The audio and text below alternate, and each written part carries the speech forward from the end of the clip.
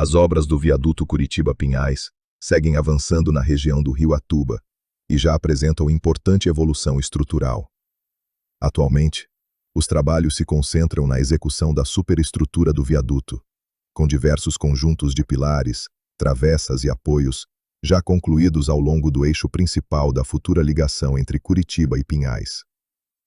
O avanço dessas estruturas permite visualizar de forma cada vez mais clara o traçado definitivo do empreendimento.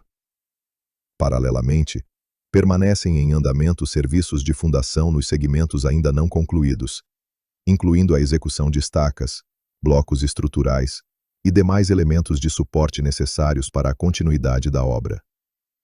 Também seguem ativas as frentes relacionadas à terraplenagem, drenagem e preparação das plataformas que receberão as futuras pistas de circulação e os acessos complementares do novo sistema viário.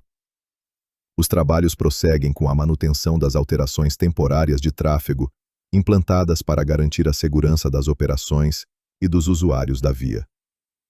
Quando concluído, o novo complexo viário deverá ampliar a capacidade de circulação entre Curitiba e Pinhais, reduzir conflitos de tráfego na região do Atuba e proporcionar maior fluidez aos deslocamentos entre os dois municípios.